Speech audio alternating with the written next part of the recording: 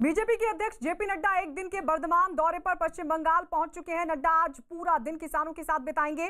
श्री राधा गोविंद मंदिर में पूजा करके नड्डा अपने दौरे की शुरुआत करेंगे। इसके बाद वो जगदानंदपुर गांव में घर घर जाकर एक मुट्ठी चावल संग्रह अभियान की करेंगे शुरुआत। नड्डा जगदानंदपुर गांव में कृषक सुरक्षा ग्राम सभा को भी संबोधित करेंगे। राज्य भर में बीजेपी के विधानसभा चुनाव से पहले आयोजित की जाने वाली 40,000 सभाओं की शुरुआत करेंगे। वहीं दिन का खाना वो उसी गांव में किसान परिवार के साथ खाएंगे। दोपहर 3:15 बजे जेपी नड्डा वर्धमान में एक रोड शो भी करेंगे। दो तस्वीर हम आपको दिखा रहे हैं किस तरीके से जेपी नड्डा के दौरे को लेकर कार्यकर्ता उत्साहित और वर्धमान में तमाम तैयारियां। जहां एक तरफ श्री राधा गोविंद मंदिर में पूजा अर्चना करेंगे जेपी नड्डा, तो वहीं दूसरी तरफ उनका वर्धमान में रोड शो का भी कार्यक्रम है। लेकिन उससे पहले पूजा के साथ दौरे की शुरुआत, फिर किसान रैली को संबोधित और उसके बाद किसान के घर खाना भी खाएंगे। ये देखिए बीजेपी के नेता किस तरीके से उत्साहित नजर आए और खुद ही ढोल नगाड़े बजाते हुए दिखाई दिए। तो जेपी नड्डा जो कि पश्चिम बंगाल पहुंच चुके हैं और उनके वर्धमान दौरे की शुरुआत होगी श्री राधा गोविंद मंदिर में दर्शन पूजन के साथ। बेहद पुराना, सैकड़ों साल पुराना मंदिर, जहां पर पूजन अर्चन के लिए पहुंचेंगे जेपी नड्डा। आपको यह भी बताते चले इस मंदिर के बारे में कि इसके जीर्णोद्धार को लेकर यहां के जो इलाके के लोग हैं वो लगातार मांग उठाते रहे हैं कि इतना पुराना ये मंदिर है और इसके जीर्णोद्धार के लिए कदम उठाए जाएं। इस मांग को भी जेपी नड्डा मंदिर में जब दर्शन करेंगे तो जाहिर तौर पर बुलंद करेंगे स्थानीय लोगों की इस आवाज को भी। और इसके साथ एक बड़ा संदेश भी वही कि सोनार बांग्ला बीजेपी का सपना, पश्चिम बंगाल की विरासत को, संस्कृति को संजोने का। और उसी के तहत जेपी नड्डा हो या फिर अमित शाह जब भी पश्चिम बंगाल पहुंचते हैं तो दौरे की शुरुआत मंदिर के साथ होती है।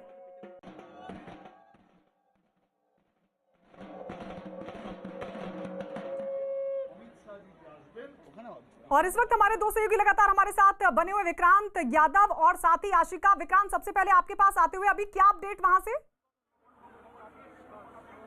देखिए, कहा यह जा रहा है कि कुछ देरी जरूर हो गई, लेकिन अब कुछ ही देरी मिनटों में बस जेपी नड्डा यहां पर पहुंचने वाले होंगे। यही वो मंदिर है जहां पर वो सबसे पहले आएंगे, जो हम अपने दर्शकों को दिखा भी रहे हैं बार बार।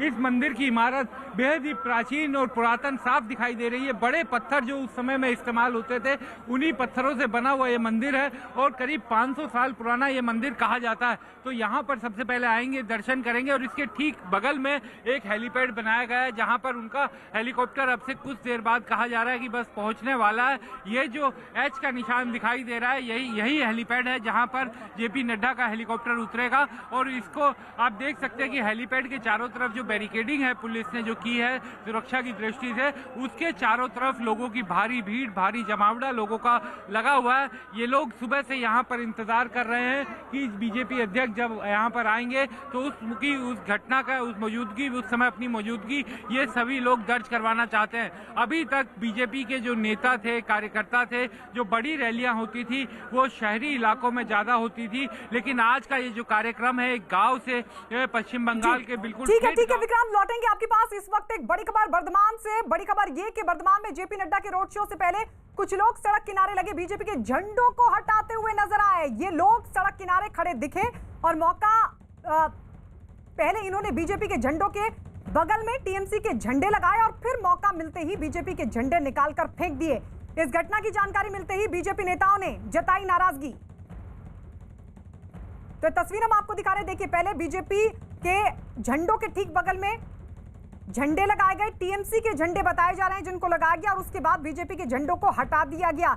झंडा हटाने पर बीजेपी भी भड़क गई है। बीजेपी ने साफ तौर पर कहा है, टीएमसी पर हमला बोलते हुए ये कहा है कि ये झगड़ा करने की कोशिश है। नड्डा के दौरे से पहले बवाल की तस्वीर हम आपको दिखा रहे हैं। दरअसल झंडा हटाने पर बीजेपी भी भड़क गई है। इससे पहले भी जब कार्यक्रम होते रहे हैं तो बीजेपी और टीएमसी के बीच टकराव की स्थिति बनी है और इस सब के बीच ये तस्वीरें एक्सक्लूसिव।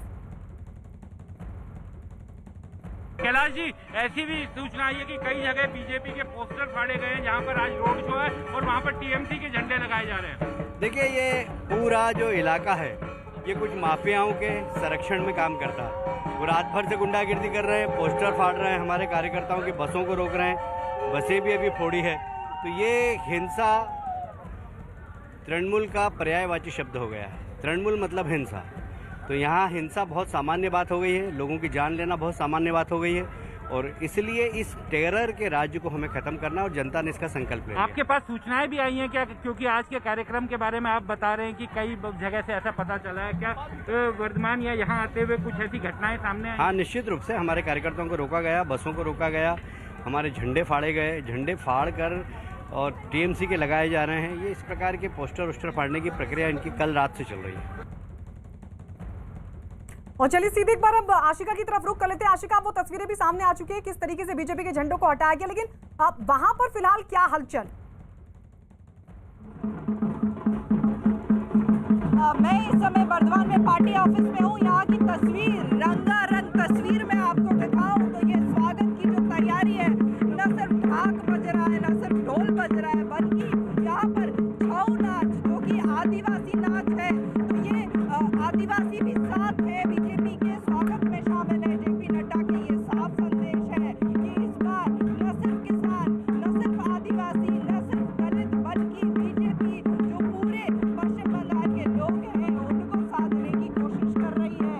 विशेष तौर पर स्वागत के लिए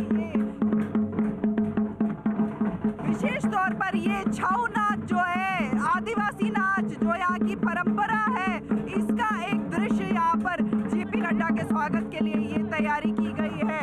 और यहाँ की तस्वीरें मैं आपको दिखाऊं तो भीड़ यहाँ पर बढ़ती जा रही है। कहीं पर ढोल बज रहे हैं, ढाक बज रहे हैं, लोग नाच रहे हैं, तो कहीं पर ये छऊ नाच। और जहाँ तक बात झंडों को हटाने की है, साफ साफ बीजेपी के जो नेता कह रहे हैं कि ये उकसाने की कोशिश है, और अगर डायमंड हार्बर जैसी कोई घटना होती है तो उसको संभाल पाना मुश्किल होगा पुलिस के लिए। ठीक है आशिका, बिल्कुल लौटेंगे आपके पास। शेष नारायण वरिष्ठ पत्रकार भी इस वक्त हमारे साथ जुड़ चुके हैं।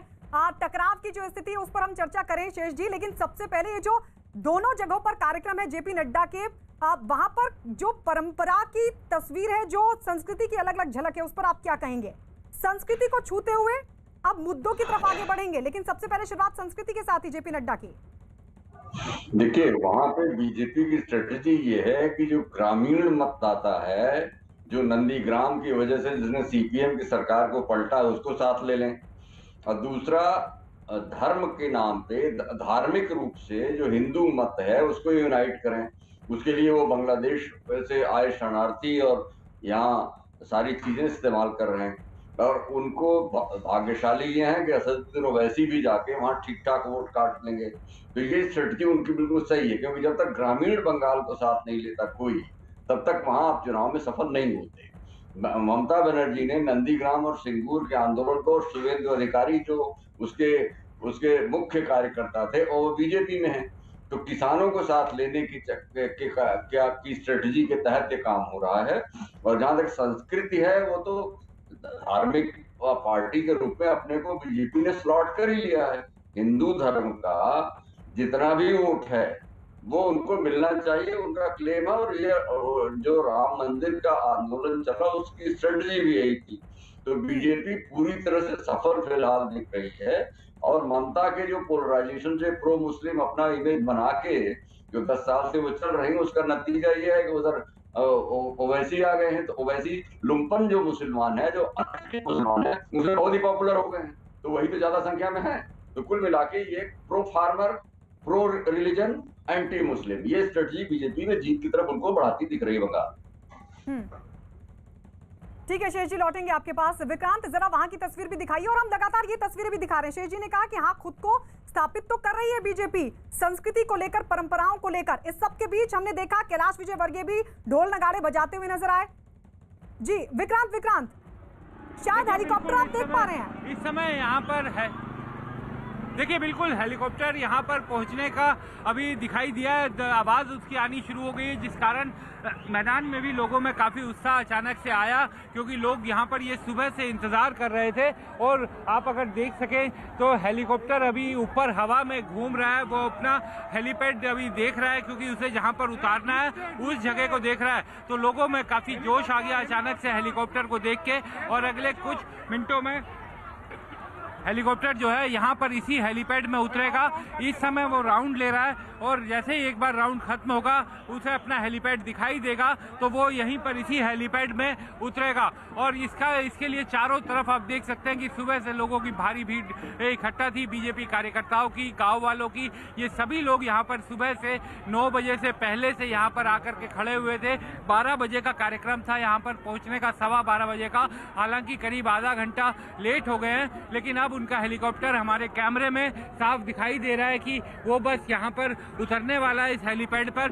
और जिसका यहाँ पर कार्यकर्ता और बीजेपी के नेता और गांव वाले जिस चीज़ का इंतजार कर रहे थे वो अब लगभग सामने दिखाई दे रहा है। बीजेपी अध्यक्ष का एक दिन का दौरा जो है यहाँ का वो अब शुरू होने वाला है। तो ये हेलीकॉप्टर आप देख सकते हैं बिल्कुल करीब आ गया अपने हेलीपैड के और इसी के साथ ढोल नगाड़े भी बजने शुरू हो गए हैं बीजेपी अध्यक्ष का जैसे ही हेलीकॉप्टर यहाँ पर दिखाई दे रहा है। और ये हेलीकॉप्टर अब अपने हेलीपैड में उतरेगा और उसके बाद बीजेपी अध्यक्ष जेपी नड्डा का ये कार्यक्रम शुरू होगा। तो इस समय हेलीकॉप्टर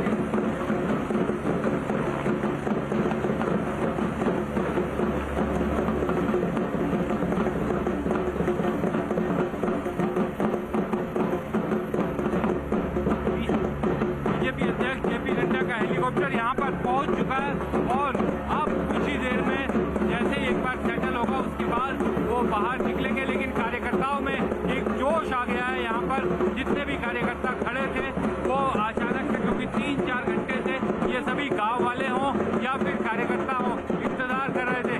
गाँव के स्थानीय गाँव के लोग भी बड़ी संख्या में यहाँ पर मौजूद हैं जो सुबह से इंतज़ार कर रहे थे। और अब यहाँ से दर्शन करने के बाद बीजेपी अध्यक्ष जेपी नड्डा का ये चुनावी दौरा शुरू होगा। कुछ ही देर में बीजेपी अध्यक्ष जेपी नड्डा इस हेलीकॉप्टर से बाहर निकल के सबसे पहले लोगों का यहीं पर अभिवादन करेंगे और उसके बाद मंदिर में दर्शन करेंगे। मंदिर में दर्शन के साथ उनका ये दौरा शुरू होगा। मंदिर में दर्शन करने के बाद ये क्योंकि बेहद ही प्राचीन मंदिर है, 500 साल पुराना मंदिर, मंदिर में दर्शन करने के बाद वो अपना ये पहले रैली को संबोधित करेंगे। उसके बाद किसानों के घर जाएंगे, वहाँ पर उनसे 2 मुट्ठी अनाज इकट्ठा करेंगे और उसके बाद रैली को संबोधित किया जाएगा। इस समय हेलीकॉप्टर थोड़ा सेटल हो गया है और अब कुछ ही मिनटों में बीजेपी अध्यक्ष जेपी नड्डा बाहर निकल करके उनके इस दौरे की शुरुआत आधिकारिक रूप से शुरुआत होगी। अभी तक टीएमसी ये आरोप लगाती थी कि बीजेपी शहरी इलाकों को ही ज़्यादा टारगेट कर रही है, वो शहरों की पार्टी है। लेकिन बीजेपी अध्यक्ष जेपी नड्डा का ये दौरा बिल्कुल ग्रामीण इलाके में एक गांव के अंदर ये हेलीपैड बनाया गया है और इस हेलीपैड के पे हेलीकॉप्टर अब उनका उतरा है। और इस समय कैमरे में आप देख सकते हैं कि बीजेपी अध्यक्ष जेपी नड्डा बाहर निकल रहे हैं और उनके सुरक्षाकर्मी और बीजेपी के तमाम नेता, चाहे वो मुकुल रॉय हों, कैलाश विजयवर्गीय हों, वो सभी उनकी स्वागत करने के लिए पहुंचे। और बीजेपी अध्यक्ष जेपी नड्डा ने भी जो सुबह से यहाँ पर गांव वाले सब इकट्ठा थे उनकी तरफ अभिवादन किया हाथ हिला करके और इस समय वो लोगों के बीच गए हैं अभिवादन करने के लिए। और उसके बाद यहाँ पर रैली स्थल जो पहले मंदिर के दर्शन करेंगे और उसके बाद रैली स्थल में आएंगे।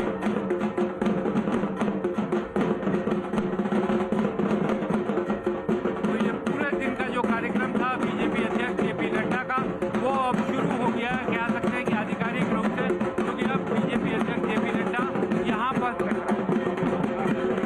जाएंगे। अब यहाँ पर मंदिर के दर्शन करेंगे। अभी हालांकि क्योंकि लोगों की भारी भीड़ है उनका अभिवादन कर रहे हैं, क्योंकि ये लोग भी सुबह से यहाँ पर उनका इंतजार कर रहे थे तो उन लोगों के बीच जाकर के उनको अभिवादन कर रहे हैं। और उसके बाद यहाँ पर मंदिर के दर्शन करेंगे और उसके बाद उनके इस दौरे की शुरुआत होगी।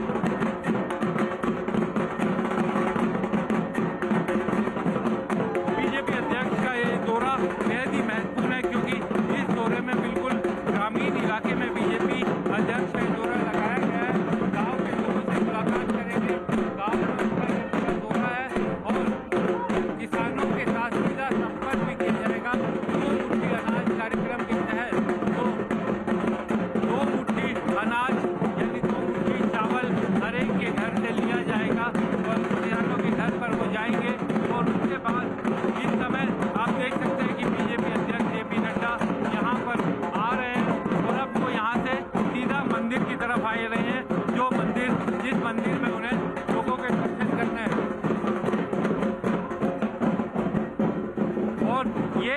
मंदिर है जहां पर अब बीजेपी अध्यक्ष जेपी नड्डा कुछ ही देर में आएंगे। धीरज, मैं अपने कैमरामैन से कहूंगा कि यहीं से वो दिखाने की कोशिश करें। बस कुछ ही मिनटों में अभी बीजेपी अध्यक्ष जेपी नड्डा का वहां पर स्वागत किया जा रहा है और स्वागत के दौरान उनको, क्योंकि महिला कार्यकर्ता और जो यहाँ पर जितने भी कार्यकर्ता थे वो सभी यहाँ पर मौजूद थे, वो उनका स्वागत कर रहे हैं, उनसे मुलाकात कर रहे हैं। और उसके बाद मंदिर के जो मुख्य पुजारी हैं वो और बाकी उनका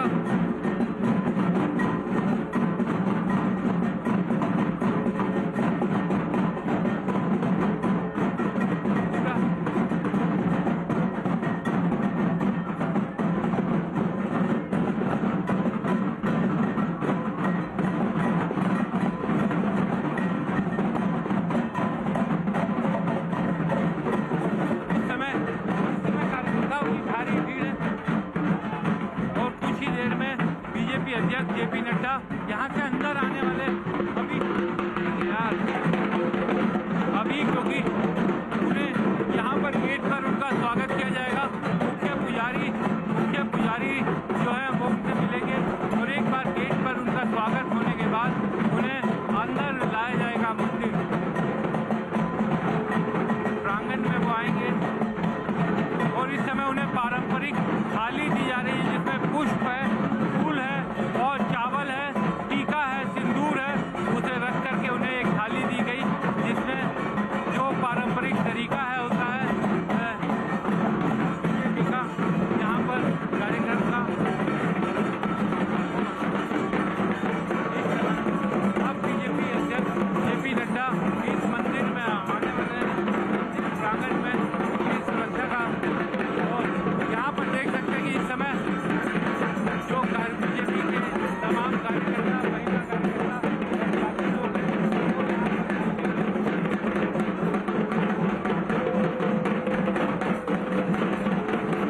और अब से कुछ ही देर में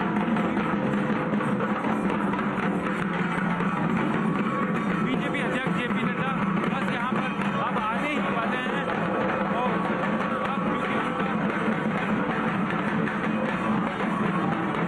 यहीं से वो मंदिर में जाएंगे, मंदिर के दर्शन करेंगे।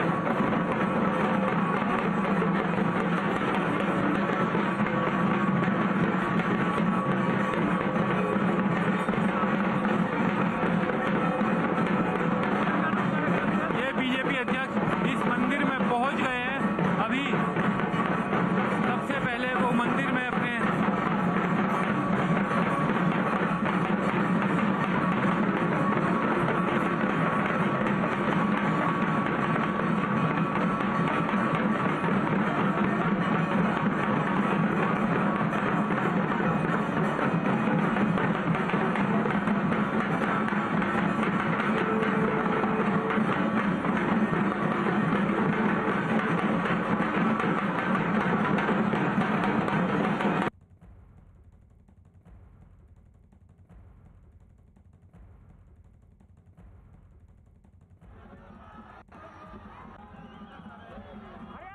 तो ये एक्सक्लूसिव तस्वीर आप देख रहे हैं जेपी नड्डा जो कि राधा गोविंद मंदिर परिसर की ओर आगे बढ़ते हुए, क्योंकि यहां से वो अपने इस दौरे की शुरुआत करने वाले हैं। किसान रैली को संबोधित करने से पहले वो राधा गोविंद मंदिर में पूजा अर्चना करेंगे। जिस तरीके से लगातार हमने देखा है, अमित शाह भी जब पश्चिम बंगाल के दौरे पर पहुंचते हैं तो मंदिर में दर्शन के साथ उनकी दौरे की शुरुआत होती है। कुछ उसी अंदाज में जेपी नड्डा भी राधा गोविंद मंदिर, जो कि 500 साल पुराना मंदिर बताया जाता है, और सबसे बड़ी बात यह कि जो यहाँ के स्थानीय लोग हैं वो इस मंदिर के जीर्णोद्धार की मांग करते रहे हैं।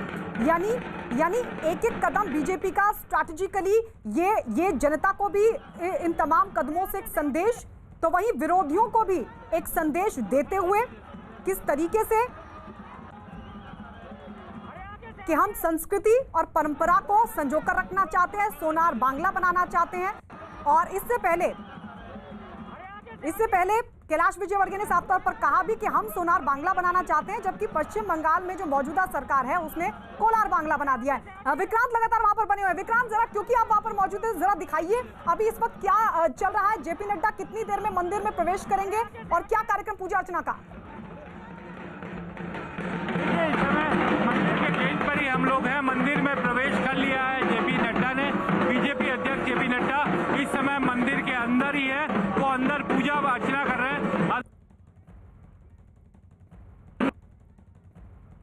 रोका हुआ है, क्योंकि मंदिर में पूजा करते वक्त ज़्यादा भीड़ ना हो जाए, इस वजह से बाहर सबको रोका हुआ है। लेकिन अब से कुछ ही देर बाद वो बाहर निकलेंगे और यहाँ से निकलने के बाद वो किसानों की रैली में संबोधित करने जाएंगे।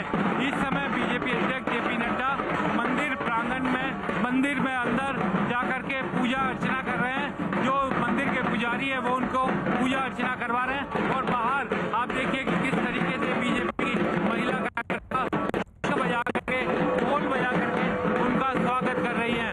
तो ये स्वागत सुबह से किया जा रहा है और ये लोग सुबह से यहाँ पर आए हुए थे, इंतजार कर रहे थे कि कब बीजेपी अध्यक्ष जेपी नड्डा यहाँ पर पहुँचे और उनके स्वागत के लिए ये लोग अपना और बाकायदा शंख बजाया जा रहा है लगातार। और आप देख सकते हैं कि अब से कुछ ही देर बाद बीजेपी अध्यक्ष जेपी नड्डा मंदिर से बाहर निकलेंगे और मंदिर से निकलने के बाद किसान जो रैली होनी है वहाँ पर जाएंगे, उसको संबोधित करेंगे। तो ये माना जा सकता है कि अगले 5 से 7 मिनट में बाहर निकलेंगे और उसके बाद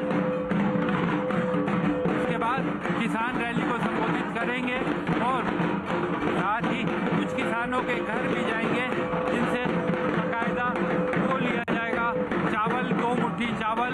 और उसके बाद ये जेपी नड्डा बस पहुंचने ही वाले हैं यहाँ पर। अब से कुछ ही देर बाद बीजेपी अध्यक्ष यहाँ पर पहुँचने वाले हैं। मंदिर में इस समय वो दर्शन कर रहे हैं।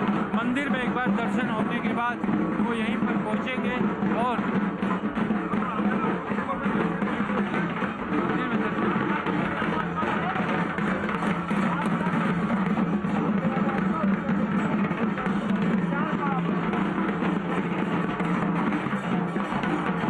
तो इस समय बीजेपी अध्यक्ष जेपी नड्डा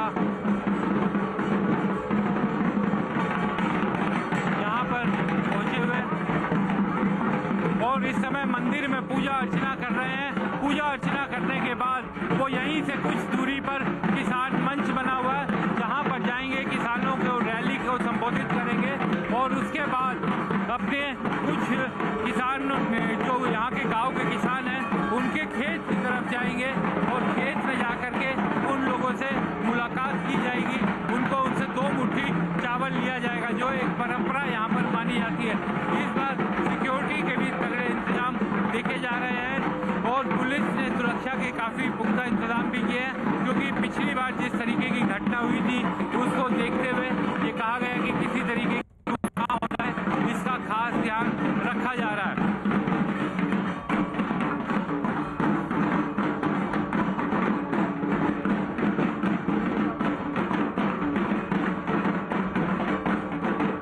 अब बीजेपी अध्यक्ष कुछ ही देर में यहाँ से आने वाले हैं। ठीक है विक्रांत, लौटेंगे आपके पास। ये एक्सक्लूसिव तस्वीर हम आपको दिखा रहे हैं, मंदिर के भीतर की तस्वीर भी, जहां पर इस वक्त जेपी नड्डा मौजूद हैं। और आपको ये भी बता दें कि जेपी नड्डा का जो अगला कार्यक्रम है वो किसान रैली को संबोधित करना और उसके बाद वो किसानों के घर भी जाएंगे। 2 मुट्ठी चावल संग्रह अभियान की करेंगे शुरुआत और उसको कार्यकर्ता फिर आगे बढ़ाएंगे।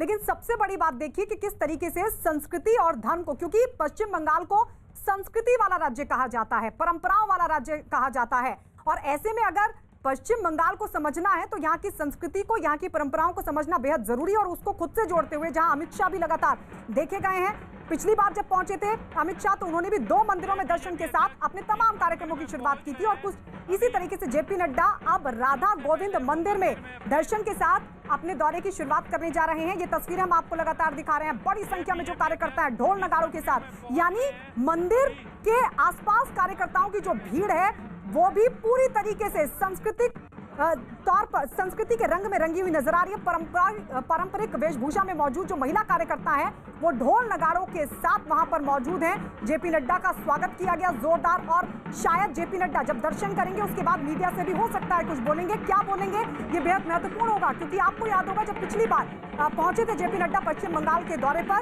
उस दौरान उन्होंने जमकर हमला बोला था ममता सरकार पर। और इस सबके बीच उन्होंने जो महत्वपूर्ण बात कही थी वो ये कही थी कि ममता बनर्जी खुद बंगाल के लिए खतरा है। तो आज जब जेपी नड्डा मीडिया से मुखातिब होंगे उसके बाद उनका किस तरीके का रिएक्शन रहता है, कैसे वो ममता सरकार पर हमला बोलते हैं, ये भी देखना दिलचस्प होगा। लेकिन बहरहाल ये तस्वीरें हम आपको दिखा दें, एक्सक्लूसिव तस्वीरें बर्धमान से आप देख रहे हैं। राधा गोविंद मंदिर में मौजूद है फिलहाल जेपी नड्डा। शेष नारायण जी, आप किस तरीके से देख रहे हैं, क्योंकि पश्चिम बंगाल तो संस्कृति का राज्य है, धार्मिक परंपराओं का राज्य है।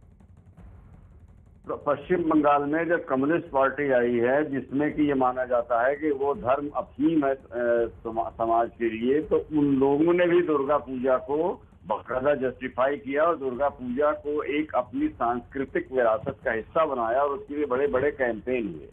तो वहां पे जो धर्म है वो गहरे बैठा हुआ है। और ये खासतौर से ये वैष्णव मत का ये मंदिर है जहां वो जा रहे हैं, तो शैवों को भी उन्होंने साधा है, बेलूर मठ भी गए हैं वो अमित शाह। तो आप देख रहे हैं कि जितने मत हैं, शैव हैं, वैष्णव हैं और शाक्त हैं, सबको वो लोग, और रामकृष्ण मिशन वालों से सब लोगों के यहाँ जाके एक बड़ा वर्ग है जो कि वहां पे राजनीति के साथ साथ धर्म में भी बड़ा विश्वास करता है। तो वो धर्म के साथ राजनीति जो और उसका कल्चरल पक्ष, उसका सांस्कृतिक पक्ष, जो इस मंदिर में जिस तरह से पूजा अर्चना होती है वो तो अब आप देख ही रहे हैं कितना कितना बढ़िया है। और ये 300 साल से ये परंपरा चल रही है और इसका बहुत ही सम्मान है इस मंदिर का। तो उस मंदिर से उस इलाके के, दूसरा ग्रामीण क्षेत्रों के लोग बहुत आते हैं बहुत बड़े पैमाने पे यहाँ। तो वो सबको ग्रामीण, शहरी, संस्कृत, आपने देखा कि पंडित हरीश चक्रवर्ती के घर में अमित शाह गए थे पिछली बार। जी जी। तो वो सब जोड़ गांठ के वो अपना एक बड़ा बेस बना रहे हैं, नॉन मुस्लिम बेस। और जो मुस्लिम बेस जो ममता को तुष्टीकरण के रूप में एकदम ब्रांड कर दिया गया है, तो उसमें भी उनको काटने के लिए ओवैसी को खड़ा कर दिया गया। तो कुल मिला के ये बीजेपी की रणनीति बहुत ही सॉलिड है और इसमें बीजेपी अपने, और दूसरा बड़े से बड़ा नेता उनका अमित शाह और जेपी नड्डा और कैलाश विजयवर्गीय रहते ही वही है वर्चुअली। तो कुल मिला के उनकी रणनीति में बंगाल को हर हाल में जीतना है और ये सब उसी स्ट्रेटजी का हिस्सा है। जी, और देखिए विक्रांत अभी बता रहे हैं कि इस मंदिर को लेकर बहुत टाइम से, मतलब बहुत वक्त से यहाँ के जो लोग हैं वो ये कह रहे हैं कि इसका जीर्णोद्धार होना चाहिए। यहाँ से यानी जेपी नड्डा ममता सरकार पर भी निशाना साधेंगे कि हमें भले ही आप बाहरी बोलती रहिए लेकिन संस्कृति की बात हम ही करेंगे। हाँ, संस्कृति की बात एक्चुअली ममता ने इस मुगालते में कि मुसलमानों को साध के उन्होंने निश्चित रूप से इग्नोर किया। आपको याद है पिछले चुनाव में भी उन्होंने दुर्गा पंडालों को चंदा देने की बात की, दान देने की बात की। जिससे नहीं होता, वो एकदम कंटिन्यूअस प्रोसेस है। जो बंगाल में जो धर्म है, जो संस्कृत, धर्म को संस्कृत से जोड़ दिया जाता है, जिसमें संस्कृति भी होती है, उसमें दर्शन शास्त्र भी होता है। ये बाकायदा ये जो मंदिर है, जीर्णोद्धार मंदिर का एक बहुत इंपॉर्टेंट इशू होता है। आप उत्तर प्रदेश में आपने देखा है कि कब्रिस्तानों में दीवार बनवाने के लिए ग्रांट भी दी सरकार ने, उसी को बीजेपी ने इशू बना दिया। यहाँ मंदिर बहुत है, वहाँ मंदिर और तालाब गुजरात में, बंगाल में भरे पड़े हैं। तो तालाबों के और तालाब किसान की चीज होती है और मंदिर जो है सबकी चीज होती है। तो वो रणनीति उनके हिसाब से, मतलब सोच समझ के वो लोग स्ट्रेटेजिक तरीके से काम कर रहे हैं और संस्कृति को मेन उसमें रखना। क्योंकि अभी भद्रलोक उनके साथ नहीं था, मथुरा को साथ लिया, औरों को साथ लिया, पिछड़े किसानों को, और ये शुभेंदु अधिकारी इस सारे प्रोजेक्ट में उनको काफी काम आएंगे। यानी जो अनुभव है शुभेंदु अधिकारी का, वो कहीं ना कहीं अब बीजेपी उसको यूटिलाइज करने की कोशिश करेगी। देखिए, अब शुभेंदु अधिकारी ने नंदीग्राम का मूवमेंट ममता के पास का थोड़ा ही था। वो तो गांव-गांव में जाके मोबिलाइज उन्होंने ही किया था। और आज जो मोबिलाइजेशन आपने देखा उनकी रैली में, और जो यहाँ मारकाट होती है ना, जैसे उनके झंडे उतार दिए, ये कर दिया, वो कर दिया, वो भी उनकी संस्कृति का हिस्सा है कि दूसरी पार्टी को अपमानित करना, उसको कोई बहुत बुरा नहीं माना जाता। जितने आप उनके मुकाबले खड़े होंगे, तो जो लोग भी ममता बनर्जी या मौजूदा सरकार से जितनी भी नाराजगी है, इसको समझेंगे आपसे, क्योंकि आपने पिछली बार की 9 तारीख भी देखी थी जब इतना बड़ा बवाल जेपी नड्डा के दौरे के दौरान हुआ था। लेकिन इस सबके बीच ये भी अपने दर्शकों को बता दें कि बीजेपी के सांसद सुकांत मजूमदार ने झंडा हटाने पर नाराजगी जताते हुए बीजेपी पर, टीएमसी पर किस तरीके से हमला बोला, आइए आपको दिखाते हैं। भाजपा की तरफ से जो बर्दवान में तैयारियां की जा रही हैं, झंडे लगाए जा रहे हैं, उन्हें हटाने की कोशिश की जा रही है। हमारे साथ इस समय सांसद हैं सुकांतो मजुमदार, इनसे बात करेंगे। क्या हुआ है, कहाँ पर? देखिए, हमारे जहाँ से रैली ये जो रोड शो शुरू होना है, जो बीरहाटा जगह का नाम है, उस जगह में हमारे जो फ्लैग्स थे, जो उनके काटआउट्स थे, उनको क्षति पहुंचाया गया। सारे फ्लैग्स को टीएमसी के जो गुंडे हैं वो आ रहे हैं, अपना फ्लैग लगा रहे हैं और हमारा जो भाजपा का फ्लैग है उसको उखाड़ के फेंक रहे हैं नदी में। तो ये ऐसा गुंडागर्दी पश्चिम बंगाल में ज़्यादा देर तक मुझे लगता है नहीं चलेगा। और मैं पुलिस प्रशासन को बड़ी विनम्रता से अनुरोध करना चाहता हूं कि आज टीएमसी का वहां पे कोई प्रोग्राम नहीं है, बीजेपी का प्रोग्राम है, तो आप उनको रोकिए, बीजेपी के फ्लैग वो ना हटाए। अगर हमारे कार्यकर्ता अपने आपे से बाहर हो गए तो बड़ी दुर्घटना घट सकती है। इसलिए पुलिस को अनुरोध करूंगा कि वो टीएमसी के जो गुंडे हैं उन्हें वहां पे आने से और बीजेपी भाजपा के जो फ्लैग है उसको हटाने। और इस वक्त एक बड़ी खबर आपको बता दें, इस वक्त की बड़ी खबर, हालांकि उससे पहले ये तस्वीर आपको जरूर दिखा दें कि किस तरीके से बीजेपी के झंडों को हटाकर और टीएमसी के झंडे लगा दिए गए। बीजेपी का आरोप है कि टीएमसी दरअसल उकसावे की राजनीति कर रही है, झगड़ा बढ़ाने की कोशिश कर रही है, टकराव की स्थिति उत्पन्न करने की कोशिश कर रही है और इसके लिए बीजेपी ने टीएमसी पर हमला भी बोला। ये तस्वीर हम आपको दिखा रहे हैं क्योंकि आज बड़ा कार्यक्रम जेपी नड्डा का अलग अलग जगहों पर, और जहां जहां बीजेपी के झंडे लगे हैं वहां पर कुछ लोग बीजेपी का झंडा हटाकर बगल में टीएमसी का झंडा लगाते हुए दिखाई दिए। बीजेपी का आरोप है कि दरअसल ये टीएमसी के लोग हैं जो अक्सर बीजेपी के कार्यक्रम में इस तरह की हरकतें करते हुए दिखाई देते हैं। शेष नारायण जी लगातार हमारे साथ बने हुए हैं। शेष जी, वही बात जो आप कह रहे थे वही समझना चाहेंगे, 9 तारीख को जो टकराव, क्या अब ये दूसरे टकराव की ओर संकेत? हाँ बिल्कुल। और एक बीजेपी जो है वो एक मैसेज ये दे रही है कि जहां ये झंडे उतारेंगे वहां हल्ला गुल्ला करेंगे, उसको वो लाइन डाउन एक्सेप्ट नहीं कर रहे हैं। बंगाल में जब कम्युनिस्ट पार्टी का वर्चस्व था, उसके पहले कांग्रेस का जब वर्चस्व था, तो जो सत्ताधारी पार्टी के खिलाफ बहुत लोग हो जाते हैं, बहुत सारे लोग इकट्ठा हो जाते हैं, उन सारे लोगों को साथ लेने की कोशिश आपने देखा था कि अमित शाह की सभा में यानी शुभेंद्र अधिकारी तो बीजेपी में भर्ती हुए थे, सीपीएम की एक एमएलए भी भर्ती हुई थी। तो वो सीपीएम, कांग्रेस, जितने भी लोग ममता से नाराज हैं उनको इकट्ठा करने का, ये झंडे उतारने को जो इशू बना रहे हैं, ये केवल इसलिए कि हम ममता को हम डरते नहीं हैं, हम ममता जो करेंगी 19 करेंगे तो हम 20 करेंगे। तो इसलिए वहाँ वो एक तरह से मिलिटेंसी, वहाँ एक बंगाल में बड़ी मशहूर कहावत है, योर गुंडा इज गुंडा एंड माई गुंडा इज मिलिटेंट। अपने गुंडे की तारीफ मिलिटेंसी मतलब महान उसको बताने की कोशिश होती है, तो वो हर पार्टी करती है, वो उससे लेकिन जनता प्रभावित होती है कि भाई ये जो है इनके बदमाशों को मारेंगे। जो सत्ता में आता है वहाँ अजीबोगरीब स्थिति है, वो लोकल यूनिट का जो चीफ होता है बिल्कुल दादागिरी होती है, मनमानी करता है, वो पुलिस वगैरह सब उसी की बात मानती है। तो इस सारी परिस्थितियों से नाराज लोगों को बीजेपी टारगेट कर रही है और उसमें संस्कृति का चार्ज ठीक है, बिल्कुल बिल्कुल शेष नारायण जी, हम लौटते रहेंगे आपके पास और समझने की कोशिश करेंगे इन तस्वीरों को, क्योंकि जेपी नड्डा का तो अभी दौरा शुरू हुआ है, आगे आगे देखिए होता है क्या। इस सबके बीच एक बड़ी खबर आपको बता दें, महाराष्ट्र के भंडारा से इस वक्त की बड़ी खबर, जहां 10 मासूमों की मौत पर जांच के आदेश दे दिए गए हैं। महाराष्ट्र के भंडारा के जिला अस्पताल में लगी आग में झुलसकर 10 बच्चों की मौत हो गई। इन बच्चों की उम्र 1 दिन से लेकर 3 महीने तक बताई जा रही है। आग रात के 2 बजे अस्पताल के न्यूबॉर्न केयर यूनिट के आईसीयू में लगी थी। बताया जा रहा है कि ड्यूटी पर मौजूद नर्स ने न्यूबॉर्न केयर यूनिट में सबसे पहले धुआं देखा, जिसके बाद फायर ब्रिगेड ने अस्पताल में लोगों की मदद से रेस्क्यू ऑपरेशन शुरू किया, लेकिन तब तक आग अस्पताल के बड़े हिस्से को अपनी चपेट में ले चुकी थी। शुरुआती जांच में आग लगने की वजह शॉर्ट सर्किट बताई जा रही है। आईसीयू वार्ड में कुल 17 बच्चे मौजूद थे, इनमें 7 बच्चों को बचा लिया गया। राज्य सरकार ने पीड़ित परिवारों को 5-5 लाख रुपए का मुआवजा देने का ऐलान किया है।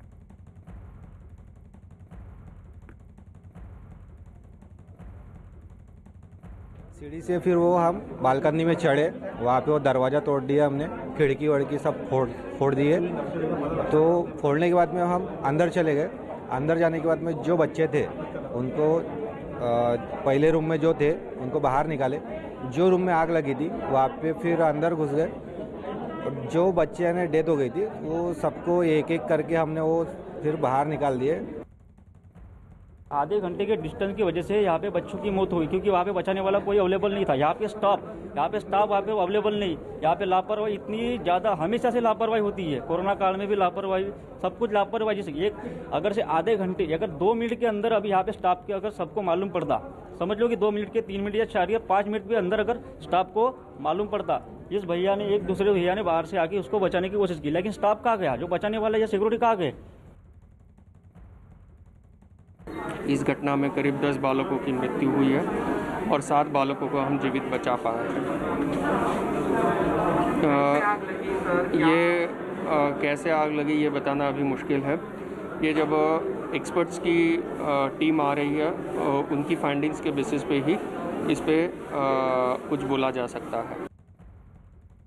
वक्त हमारे सहयोगी अभिषेक हमारे साथ जुड़ गए। अभिषेक, डीएम भले ही ये बोलते रहे कि एक्सपर्ट की टीम पहुंचेगी तब पता चलेगा कि आखिर लापरवाही किस हद तक हुई, लेकिन ये लापरवाही बड़ी है और लोग जो वहां पर मौजूद थे वो साफ तौर पर कह रहे हैं कि ये आज का मसला नहीं है, इससे पहले भी लगातार लापरवाही की तस्वीरें देखी गई हैं। ऐसे में सवाल है कि फौरन हटाइए उन लोगों को जिनकी लापरवाही से इतना बड़ा हादसा हुआ, क्योंकि इन परिवारों ने अपने चिराग खो दिए हैं। ये मसला बहुत बड़ा है, 10 जिंदगियां लील हो चुकी हैं। बिल्कुल गायत्री, करीब 12 घंटे का समय हो चुका है, लेकिन अब तक इस पर एक भी कार्रवाई नहीं हुई। ये सीधे तौर पर लापरवाही का मामला है, क्योंकि जिस एनआईसीयू में आग लगी, शॉर्ट सर्किट हुआ, उस एनआईसीयू में फैमिली के मेंबर्स को अलाउड नहीं होता है। सिर्फ कहीं न कहीं बच्चे या जो एनआईसीयू में एडमिट है वही रह सकता है। इस दौरान अगर वहां आग लगती है, कोई मौजूद नहीं रहता, तो ये अपने आप में एक बड़ी लापरवाही है और अब तक कार्रवाई की जानी चाहिए थी, लेकिन सिर्फ जांच के नाम पर कहीं इस मामले को टालने की कोशिश हो रही है क्या, ये सबसे बड़ा सवाल है। और साथ ही साथ तमाम सारे लोग वहां पहुंच रहे हैं, गृह मंत्री खुद पहुंचे हैं, अपोजिशन लीडर पहुंचे हैं, स्वास्थ्य मंत्री ऑन द वे हैं, फ्लाइट में हैं, तो ऐसे में वहां पर अब तक कार्रवाई की जानी चाहिए। और उसके साथ साथ इसके पीछे जिम्मेदार कौन है? साथ ही ऑडिट महाराष्ट्र सरकार ने सभी प्राइवेट और सरकारी अस्पतालों के ऑडिट कराने के आदेश दिए हैं, फायर ऑडिट कराने के, लेकिन इन सब के बीच ये है कि उन पर कार्रवाई कब होगी जिन्होंने 10 मासूमों की जान ली है, जिसकी बिल्कुल अभिषेक, लौटेंगे आपके पास। यही तो सबसे बड़ा सवाल है कि अगर शासन सरकार वाकई गंभीर है इस पूरे मामले को लेकर, तो गंभीरता तो तब दिखती जब फौरन सस्पेंशन की कार्रवाई होती और उसके बाद जांच के आदेश होते। हम लौटेंगे अभिषेक आपके पास। और ये भी बता दें कि महाराष्ट्र के पूर्व सीएम देवेंद्र फडणवीस ने अस्पताल का दौरा करने के बाद कहा कि दोषियों के खिलाफ कड़ी कार्रवाई की जानी चाहिए। जिस प्रकार की घटना हुई है वो बहुत ही वेदनादायी और शर्मनाक इस प्रकार की घटना है। महाराष्ट्र जैसे प्रगतिशील राज्य में 10 बालक सरकारी अस्पताल में जलकर मर जाते हैं, इससे शर्मनाक दूसरी कोई बात नहीं हो सकती।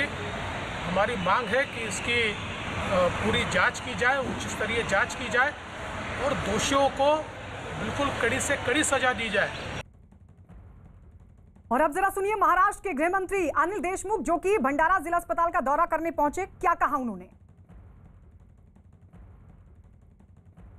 शॉर्ट सर्किट से ये दुर्घटना घटी है या एसी का कोई प्रॉब्लम हो गया, इसका फायर ऑडिट हुआ था कि नहीं, ये सारी बातें अभी इन्वेस्टिगेशन में आ गया है। अभिषेक, सबसे बड़ा सवाल खड़ा होता है क्योंकि आप बता रहे हैं कि जहां पर ये घटना घटी है वहां पर पेरेंट्स को जाने की इजाजत नहीं होती। आप सोचिए कि पेरेंट्स अपने बच्चों को क्यों सौंपते हैं इनकी देखरेख में, इन पर भरोसा करके, और ऐसे में 10-10 बच्चों की मौत हो गई। गंभीरता तो तब दिखती जब पहले सस्पेंशन की कार्रवाई और उसके बाद जांच के आदेश। बिल्कुल, चिराग बुझने के बाद आप कार्रवाई करते रहिए, आप मुआवजे देते रहिए, लेकिन जिस घर के चिराग बुझे हैं, जिसके घर में इस तरीके के मातम पसरा है, उसके मातम का जिम्मेदार कौन है, ये सरकार को जवाबदेही देनी होगी। और साथ ही साथ ये भी जवाबदेही तय करनी होगी कि आखिर जहां पर एनआईसीयू में, जहां पर पेरेंट्स को जाने की इजाजत नहीं होती है, जहां पर गार्जियन को जाने की इजाजत नहीं होती, वहां पर उस वार्ड के भीतर नर्सेज और डॉक्टर्स को स्टैंड बाय 24 आवर्स रखा जाता है, क्योंकि वो सबसे अस्पताल का सबसे सेंसिटिव यूनिट होता है। उस सेंसिटिव यूनिट में अगर इस तरीके की लापरवाही होती है, वहां आग लगती है, शॉर्ट सर्किट या किसी दूसरी वजह से, बिल्कुल बड़ा सवाल खड़ा होता है, क्या वाकई राज्य सरकार इसको गंभीरता से ले भी रही है कि नहीं ले रही है, क्योंकि अभी तक कार्रवाई के नाम पर कुछ नहीं हुआ, महज जांच के आदेश दिए गए हैं, जबकि 10-10 मासूम बच्चों की मौत हो चुकी है। होना ये चाहिए था कि पहले सस्पेंशन की कार्रवाई और उसके बाद जांच के आदेश। आपको ये भी बता दें, पीएम मोदी ने भंडारा की इस घटना पर दुख जाहिर किया। पीएम मोदी ने एक ट्वीट किया। पीएम मोदी ने ट्वीट करते हुए लिखा, महाराष्ट्र के भंडारा में दिल दहला देने वाला हादसा हुआ, जहां हमने कई मासूमों को खो दिया। मेरी संवेदना पीड़ित परिवारों के साथ है। उम्मीद है कि घायल जल्द ठीक हो जाएंगे। भंडारा की घटना पर गृह मंत्री अमित शाह ने दुख जाहिर किया। अमित शाह ने भी ट्वीट किया और ट्वीट करते हुए उन्होंने लिखा, महाराष्ट्र के भंडारा जिला अस्पताल में आग की घटना दुर्भाग्यपूर्ण है। मैं अपना दर्द शब्दों में नहीं बता सकता। मेरी संवेदना पीड़ित परिवार के साथ है। ईश्वर से प्रार्थना है कि पीड़ित परिवारों को दुख सहन करने की शक्ति दे।